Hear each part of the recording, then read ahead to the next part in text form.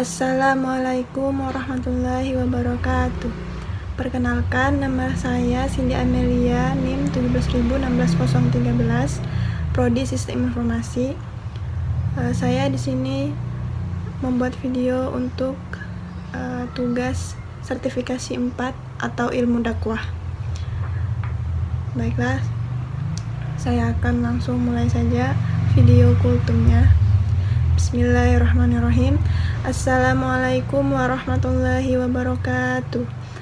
Puji syukur kehadiran Allah Subhanahu wa Ta'ala, yang mana berkat rahmat dan karunia-Nya lah kita masih dapat membuat tugas ilmu dakwah ini. Sholawat beserta salam tak lupa pula kita kirimkan kepada junjungan kita Nabi besar Muhammad Sallallahu Alaihi Wasallam dengan lafaz Allahumma sholli ala Sayyidina Muhammad wa ala ali Sayyidina Muhammad. Karena berkat syafaat beliaulah kita masih dapat merasakan kehidupan yang terang benderang seperti yang kita rasakan saat ini. Di sini saya akan membawakan kultum yang bertema Lentera Doa. Allah mengubah takdir dengan doa, dan takdir itu bisa diubah-ubah. Allah bisa menghapus yang telah Dia tulis dan mengubah apa yang telah Dia tetapkan. Jadi, jangan putus asa dulu, jangan berpikir aku yang jahat kayak gini, yang dulunya pernah ada masa lalu yang kelam, pasti gak bisa sama dia yang baik, yang bagus agamanya. Takdirnya mungkin kita memang tidak layak untuk bersama-sama dia, tetapi dengan doa Allah Subhanahu wa Ta'ala berkuasa untuk mengubah takdir. Doa adalah senjata orang mukmin. Senjata paling dahsyat itu adalah orang yang mempunyai doa. Maka jika seseorang yakin kepada Allah Subhanahu wa Ta'ala melebihi yakin kepada apapun, dan selalu berdoa kepada Allah Subhanahu wa Ta'ala, maka dia akan tenang. Saat ada masalah sedikit, kita berdoa dan meminta kepada Allah. Dan kata Nabi Muhammad SAW, janganlah kalian menjadi lemah dalam berdoa, karena sesungguhnya tidak akan binasa seseorang selama dia masih berdoa kepada Allah Subhanahu wa Ta'ala. Artinya, kita jangan putus asa dalam berdoa. Jadi, kalau kita terus berharap dan meminta kepada Allah, kita tidak akan binasa. Kita tidak akan kalah. Kita tidak akan rugi. Dan kata para ulama, segala sesuatu di dunia ini akan pergi dan tidak akan kembali, kecuali doa. Ia pergi dan ia pasti akan kembali. Allah Subhanahu wa Ta'ala selalu mendengarkan doa kita, walaupun kita berdoa di dalam hati dan tidak kita ucapkan secara langsung. Salah satu bukti Allah Subhanahu wa Ta'ala mendengarkan doa di dalam hati adalah saat Nabi Muhammad SAW pernah berdoa di dalam hati kepada Allah, meminta agar kiblat yang awalnya menghadap ke Masjidil Aqsa atau Palestina dipindahkan menjadi ke Masjidil Haram atau Mekah. Karena pada saat itu umat muslim selalu disebut meniru orang Yahudi. Karena pada zaman itu orang Yahudi sholatnya menghadap ke Masjidil Aqsa. Nabi Muhammad Sallallahu Alaihi Wasallam selalu menghadap ke langit dan berdoa di dalam hati setiap harinya, dan akhirnya diijabah oleh Allah Subhanahu Wa Ta'ala, sehingga kiblat umat muslim pindah ke Masjidil Haram atau Mekah. Contoh yang lainnya adalah ketika kita, orang yang tidak mampu, ingin sekali pergi umroh, tapi kita tidak punya uang, bahkan untuk makan pun susah. Lalu kita berdoa terus-menerus kepada Allah, meminta agar ada rezeki untuk pergi umroh. entah itu dari sumbangan, hadiah, menang undian, dibayari orang lain, karena Allah bukan mengundang yang mampu, tetapi memampukan yang diundang. Allah tidak pernah tidur. Dia akan selalu mendengarkan doa yang kita panjatkan, walaupun hanya di dalam hati.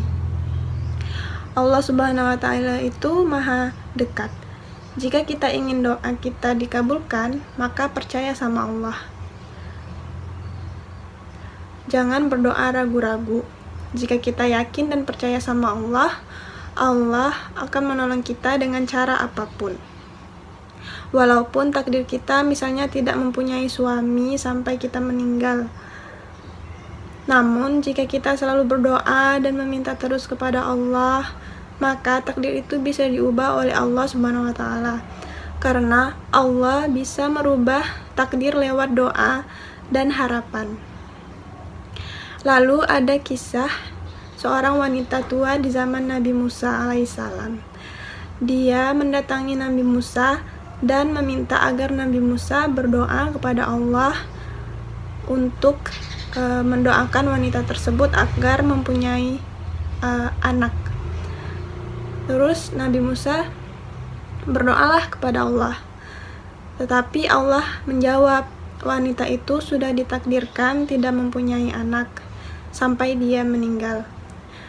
Dan Nabi Musa pun memberitahu wanita tersebut kalau dia tidak bisa mempunyai anak karena sudah ditakdirkan oleh Allah Subhanahu wa Ta'ala.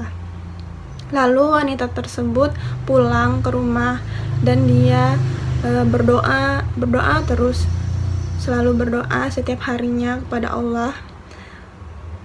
Setelah itu dia kembali lagi ke rumah Nabi Musa dan dia bertanya kepada Nabi Musa, gimana doanya, udah bisa dikabulkan Allah atau belum, takdirnya udah dirubah atau belum. Dan Nabi Musa pun bertanya lagi kepada Allah, tetapi Allah masih menjawab dengan sama, yaitu takdirnya dia tidak akan mempunyai anak sampai dia meninggal. Lalu wanita itu pulang lagi ke rumahnya dan berdoa lagi terus-menerus kepada Allah, meminta untuk dia mempunyai anak. Berdoa terus setiap hari sampai akhirnya dia ke rumah Nabi Musa. Sebulan setelah itu, kejadian itu, dia ke rumah Nabi Musa dan dia membawa anak bayi. Lalu Nabi Musa bertanya, itu anak siapa? Wanita tua itu pun menjawab, ini anak saya. Nah, Lalu Nabi Musa pun bertanya kepada Allah, bagaimana cara dia mendapatkan anak, padahal takdir dia telah dituliskan bahwa dia tidak akan mempunyai anak. Allah pun memberitahu kalau wanita tersebut selalu berdoa setiap hari, memuji Allah dan meminta agar bisa mempunyai anak. Akhirnya takdir wanita tersebut diubah oleh Allah Subhanahu wa Ta'ala. Masya Allah, sungguh begitu besar kekuatan dari doa. Jika kita ingin doa kita melahirkan mukjizat dan keajaiban, maka kita harus percaya sama Allah. Percaya bahwa Allah itu maha kuasa, bisa mengubah apapun yang Allah kehendaki. Jangan suudzon kepada Allah dengan berpikir tidak enak terlalu banyak meminta kepada Allah, padahal amalan kita itu sedikit. Jangan memperlakukan Allah seperti kita memperlakukan manusia. Karena jika kita terlalu banyak meminta kepada manusia, dia akan merasa kesulitan dan tidak ingin membantu. Tetapi jika kita tidak meminta kepada Allah, maka Allah akan marah. Allah paling senang dengan umatnya yang sering meminta dan berdoa kepada Allah. Sehingga Nabi mengatakan, mintalah kepada Allah Subhanahu wa Ta'ala walaupun hanya sekedar garam, karena Allah bersama kita dimanapun kita berada. Allah mendengar, Allah melihat, Allah menyaksikan apapun yang kita perbuat. Doa kita pasti diijabah oleh Allah. Kuncinya kita harus percaya kepada Allah Subhanahu wa Ta'ala. Kata para ulama, cara Allah mengijabah doa kita adalah, pertama, Allah mengijabah persis seperti yang kita mau. Kedua, Allah mengijabah yang lebih baik dari yang kita mau. Ketiga, Allah kalau tidak memberi yang persis dan yang lebih baik, maka akan diberikan di akhirat, bahkan lebih baik daripada di dunia. Sekian kultum yang dapat saya sampaikan. Semoga apa yang saya sampaikan bisa bermanfaat bagi kita semua. Mohon maaf apabila ada kesalahan, karena kesempurnaan hanya milik Allah Subhanahu wa Ta'ala. Saya akhiri, wabillahi taufiq wa hidayah. Wassalamualaikum warahmatullahi wabarakatuh.